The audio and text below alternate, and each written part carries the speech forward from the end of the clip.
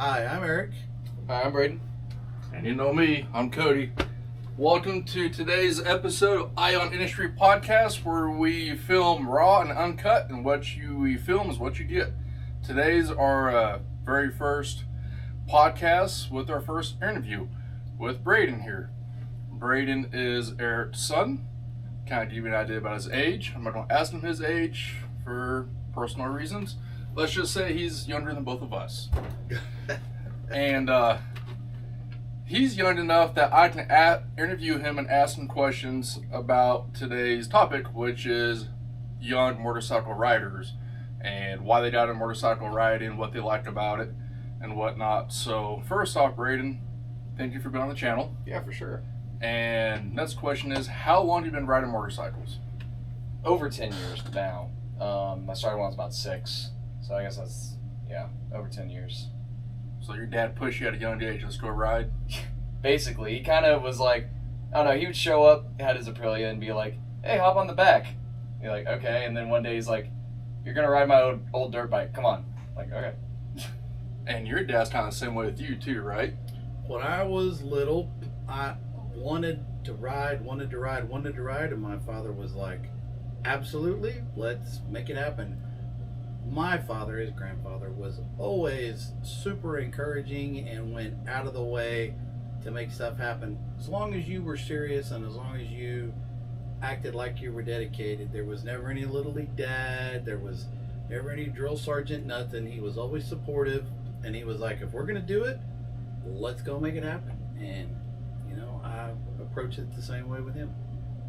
And my first riding experience, I was pretty young, can't remember how old I was.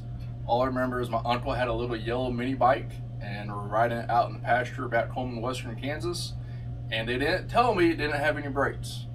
And I'm going full throttle because at a young age you have no fear. And then I saw the ditch coming and I couldn't stop, and I wrecked it. I didn't touch a bike ever again until I hit about the age of 21, 22. Then I started riding full time. So definitely a family thing with you guys though. As far as riding, you guys go do trap days together, and you rode out home together. So, and then of course, when your dad was still alive, all three of you go racing together. I'm sure that's some great memories you all had together. Yeah, for sure. Whenever I was little, like I said, 4, my father, I never really got the full scope. I think he wanted to have like a father-son deal, so he come up with a Z50. Yep. And long story short, my grandfather worked for a place that dealt with a lot of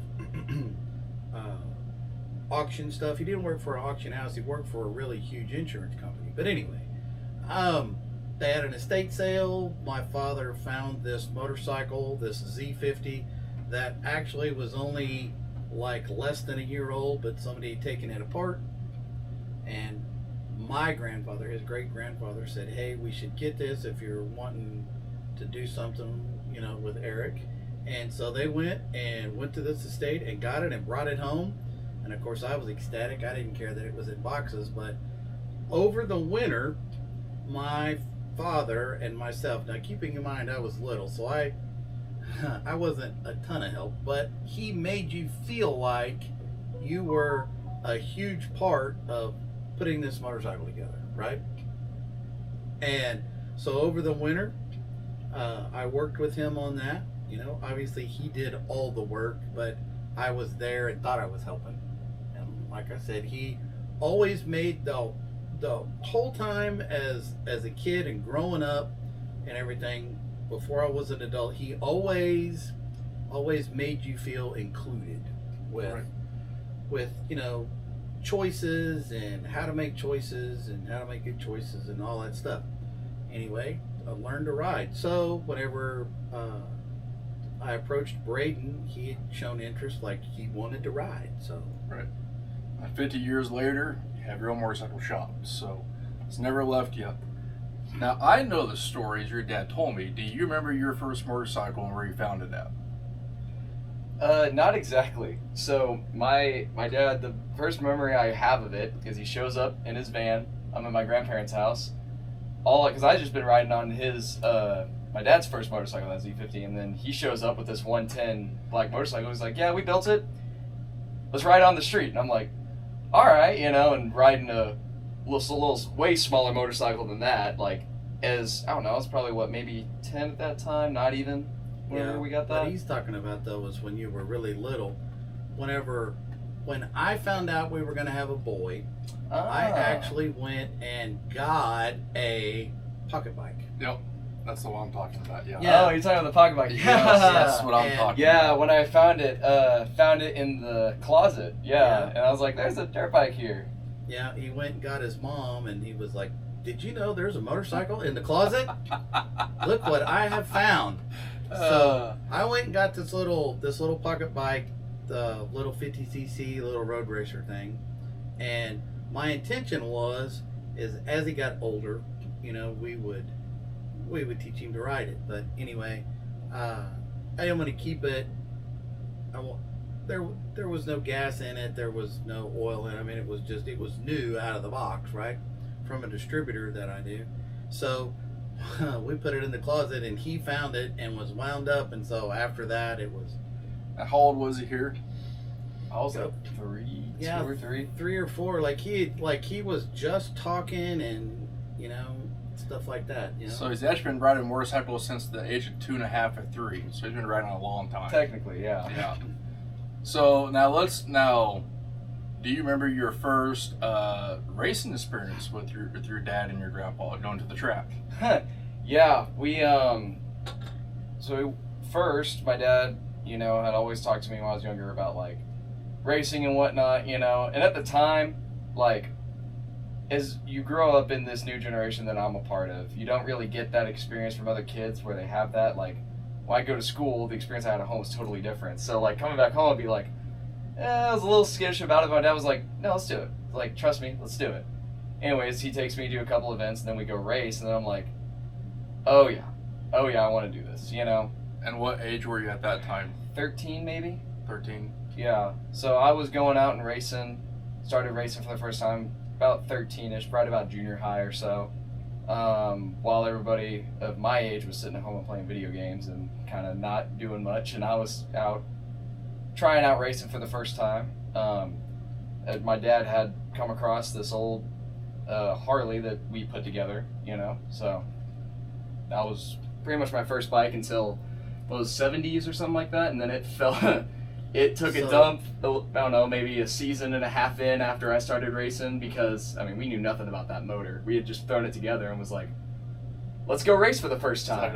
Like a mariachi Harley or something? Yeah, so there's a company called Viper that built frames, and I'd come across this Viper, and a customer had it, and it was one of the little two-stroke 250 powered Vipers. And at first, we were going to build it for the gentleman, but we built him one of our chassis and built it for a twin, and it was a Triumph twin. And he decided he didn't want to ride short tracks anymore, and so I arranged to buy it and didn't know for sure what to do with it. Another really good friend of mine, the late Ronnie Munson, really good friend, lived down in Houston, said, you shouldn't get rid of that motorcycle because, and I kind of knew this, but I didn't really think about it. For the most part, Viper only ever did like Hondas and Kawasaki's and some Yamahas. They never really did the little two-stroke Harleys. Right. So it's kind of a unique motorcycle in and of itself. The gentleman that I got it from was its original owner. And he goes, it was kind of fun to ride, but I like riding vintage twins better. Well, we got it to run, and I told Brayden, I said, we'll go play with this thing. I said, eventually we're going to have it all the way apart and find parts for it and put it back. But anyway, we got it to start and to run. I had no idea about its history, and and it lasted a long time, and it eventually broke like all 70s two-strokes do, but it was a great opportunity for him to learn how to ride a framer and to learn how to set motorcycles up for him. Right. Feedback. Mm-hmm. This is what I'm experiencing. This is kind of what I don't like. This is kind of what I really like. Gearing, stuff like that. And then from there, I rode the Sportster series, the Sportster Performance series, and we took one of my Sportsters, and he was tall enough. So there's a lot of parents that will probably run into this. You're going to have a child that their age limits them to a particular engine size. The problem is that the child is really tall. So he sits on this motorcycle and his knees are up around his chin. A lot of times the kids don't last very long because they actually need to be on a bigger bike. Okay? Well, by the time that he was like 14, 15, we put him on, it was a short track, but we put him on one of my Sportster Performance bikes, and he took to it just instantly and went to a lot of practices with it and stuff. And so that's when, the hooligan thing was coming along. Mm-hmm. And so basically we just prepped one of my Sportster Performance bikes for him, and he's been riding hooligan a whole lot with it, Right. So at the age of 13, your first race, what just drew you into the atmosphere? I mean, what was it that you just like, I gotta do this, I can't stop? Well, I mean, obviously there's like the intensity side of things, you know what I mean? Like anything that's difficult, I'm always drawn to. I right. like, and I mean, obviously the speeds, sure, but that's like, every single guy you talk to about that is the speeds, but it really is like only so many people can do it. And like, yes, you can learn how to do it, but you have to be dedicated to do it. You have to take the time, you have to, put effort into it, and what you put in is what you get out. And that is what I like about it. Also, the stakes about it. I mean, you have to know that you are going to go into this turn and you know what you're going to do. Otherwise, you don't know what's going to come out on the other end. You're either going to hit somebody, you're going to fall down, you're going to get hurt, You have to keep yourself at a very high mental fortitude throughout the entire race. And that just betters either yourself mentally as a person and, beyond that, which is something else that I like. Right. And we haven't clarified what we're talking about here as far as racing. We're talking about flat track racing is what we're talking about here. Yes. So yeah, I totally get it. The speed, the adrenaline. I was that way with my cars in high school. Outrunning the cops. I was guilty. I did it. And, it's I get it. It's the speed. It's the adrenaline. There's no way to describe it. You'll live your life and have more fun in that 5 minutes of race on the track than most people will have in their entire lifetime. Oh, absolutely. And the adrenaline is addicting. Yeah. There's nothing that can relate to it. There's only a very few amount of experiences that I have had that relate to that. Right. And like, I can probably count them on my hand, Now let's move forward a little bit. When did you get your motorcycle license? So right when I turned 14, whenever I was eligible for all that stuff, we went through the class and everything at Harley Davidson World, and when they still had that, and got through the class just fine. If anything, it was the writing test, the actual written test that you had to take, that was the hard part for me because, not the best test taker. I can ride a bike great. When it comes to like, I taught you this an hour ago, what exactly was it? Crap, you know what I mean? So there was that I had to pass, but it was fine. I didn't have any trouble with that. By that time, my dad and I had already he'd been showing me how to ride on the street, just up and down in front of our house and whatnot. He had found, or had, this, was it a 69 or a 70 Harley Shovelhead? I don't remember what year the first one exactly was. We had an abandoned motorcycle here that we had made run, and it was here for forever. It was actually a 1981. It was 81. Model. It was what was called a lowrider. Yep. And he actually, my father and I asked him, if he wanted a street bike, what he thought he would like to have. And actually his approach was kind of different. He just said he wanted a neat motorcycle to ride, because if he wanted to go fast, we would go race. He just wanted a neat motorcycle to ride on the street. So I took that home. We kind of live out in the country, and we played with it up and down in front of the house. He seemed to like it. through the process of getting paperwork for it, the owner actually decided that he finally, after he'd been at my shop for a little over 2.5 years, he wanted to come have it. So a lot of weird like trailer trash drama around that. But anyway, Right.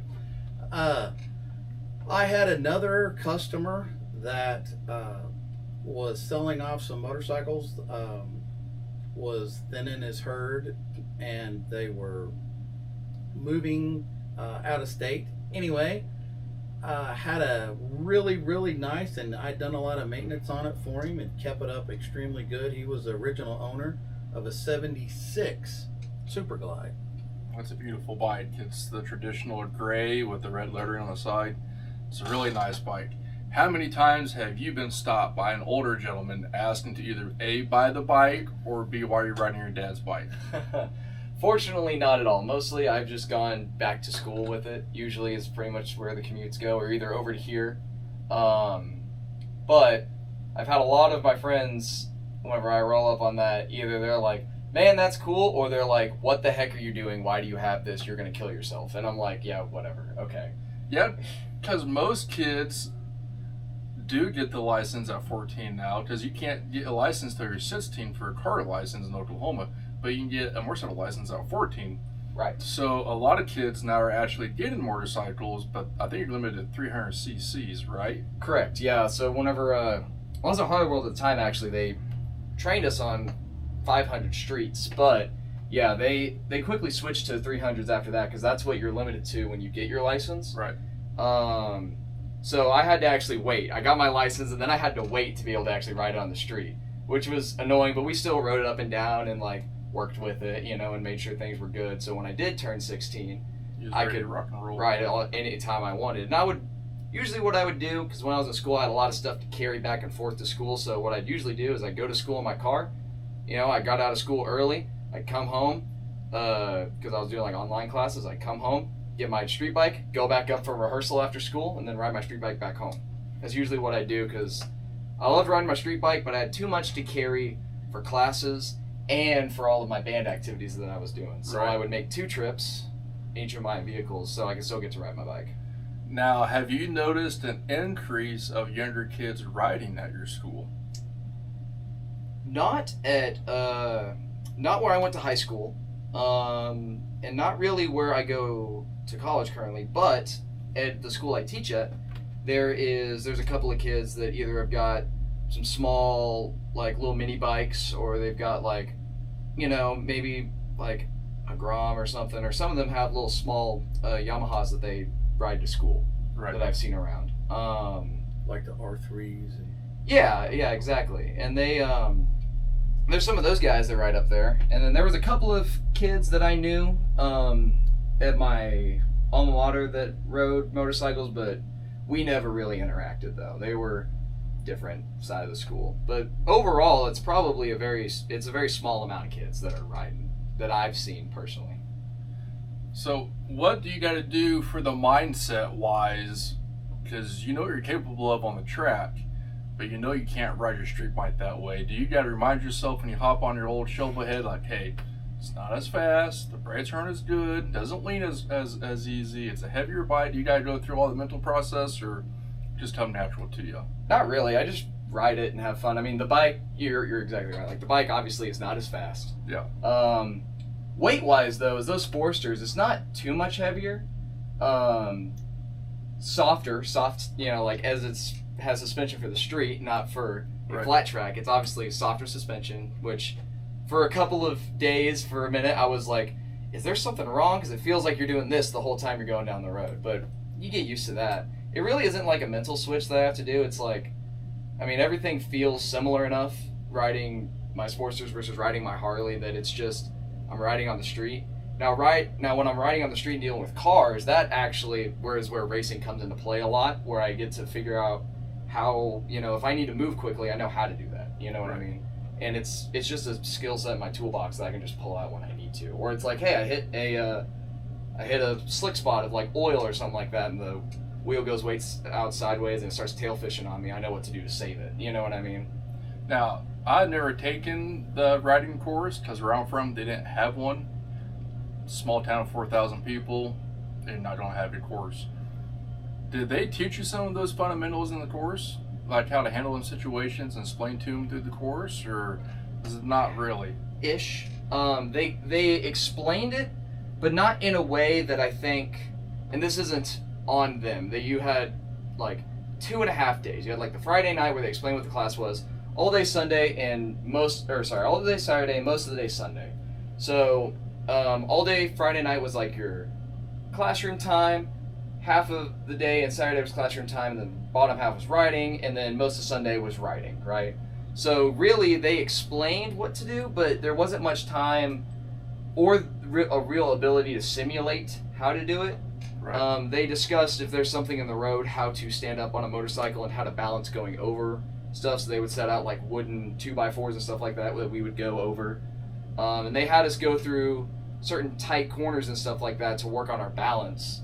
But there wasn't much of like, hey, if you're riding down the road and the car in front of you is leaking something and it makes the road slick, how do you save yourself from that situation? Right. You know, there wasn't really any of that, but it also was because of such short time span. And some of these people, what you'll find is if you go to some of these riding courses, a lot of the time, some people have never ridden a motorcycle, and then they get into the course, and then they have to learn how to ride a motorcycle in 2 days. That's usually how it works.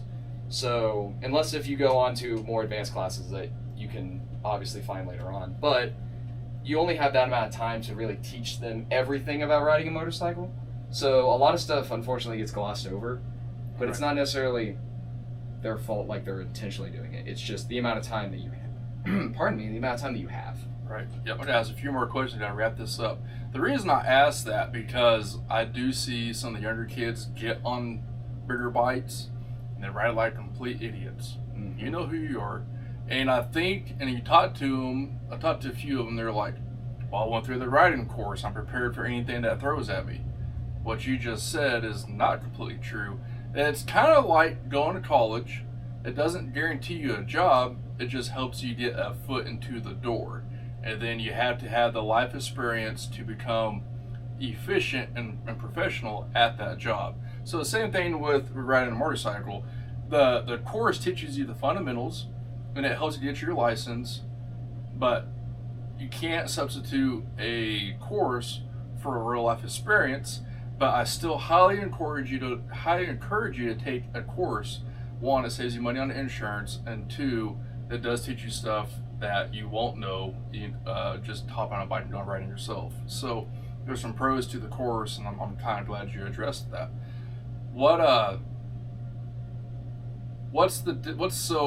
Besides the cars being on the road and no cars on the racetrack, do you still enjoy riding on the street or not really? Oh, I do. It's a different experience than driving in a car. It's kind of freeing. You kind of get to have more of the experience of being out on the road. When you're like 16, you get your first car and it's like, I can go anywhere now. You get on a bike, it's like that feeling pretty much every single time because you realize that you're not in a car boxed in, and it's like when you're in a car, like, yes, you're driving somewhere, but it's almost like you're watching a movie go by because the way that you feel things inside the car is not the same. You don't have wind blowing through your hair or anything like that. When you're on a motorcycle, it's more real. You actually realize that you're on the road, and it's just a different experience that just makes it more fun, right? Right. Especially when the weather's great, it's awesome to ride, Now, obviously, if it's raining and snowing, I want to be in a car with a heater. But if it's nice outside and I don't have anything to do, I'm going to hop on my bike and go for a ride, So if it wasn't for you having to haul your band equipment every day, you'd probably take the bike to school most days. Oh, absolutely. That's what you're saying. Unfortunately, like you just said, I have a lot of equipment that I have to carry back and forth that I can't carry with my motorcycle. Right. But on the days that hopefully I can start working out now that I'm in school more, I can start riding my bike more now that I've figured out how to keep my equipment in certain places, and now that we have places that I can keep my equipment now, which is nice. Do you regret picking an old Harley over, let's say, a newer sport bike for the street? Or are you still pretty happy with your decision? I like my Harley. Sport bike's cool, but every single person you see on the street either has a sport bike or some crazy jacked up chopper, and it's like I don't want either. I just want a nice bike to ride. I don't want to draw attention in the wrong ways. You know what I mean? Like if I'm gonna draw attention, I'd rather be like, hey, that's a cool bike than, oh, that's a freaking idiot on a sport bike, or oh, it's some idiot on a chopper. You know what I mean? I'd rather just have someone be like, hey, that's a neat bike, and then that's end of discussion. So I'm gonna ask you one more question. We're gonna end the video. Do you remember the feeling you got the very first time you rode your bike on the street?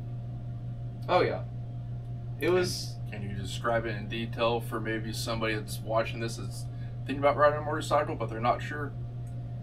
Best way I can describe it is like I said, it's just freeing. You get on the bike and you realize that it is just you and the road, and then that's like it. And there's not many good ways to describe it without like experiencing it. But if you were to go, like, you ride your bicycle when you're younger to your friend's house, and it's like you're just riding wherever you want to go. That's how it is, but you get to go faster, and you get to sound cool, and you get to look cool. You know what I mean? That's actually a great way to describe it. I never thought about it that way, but you're right. As kids, we rode our bicycles everywhere. And it was like, it was you, the road, your buddies, whether it be riding across town to go swimming, riding across town to your friend's house to go play video games, go play outside. It was just you. You had no care in the world. It's just you in the open road. Yep. And the motorcycle, as he said, is exactly that, but faster and more powerful. And you got the heat from the engine. You got the smell from the exhaust. You got the smells from all around you. The wind going through your hair that I don't have no more. My beard though. But no, really, if you're thinking about riding a motorcycle, all of us here, I believe we can agree, you need to go do it. You need to go through the riding course. Go ahead and start. If you're a new rider, never rode before, maybe start something a little bit smaller. If you are used to riding bicycles a lot, and after the course you feel like you have to get a grasp on it, maybe a little bit bigger bike, but don't go overboard for your first bike. Work your way up to a bigger bike, and I think you'll really enjoy riding. But until next time, Brayden, thanks for being with us today. Thank you for having me. Eric, next time. Absolutely, right here. Y'all ride safe. Thanks.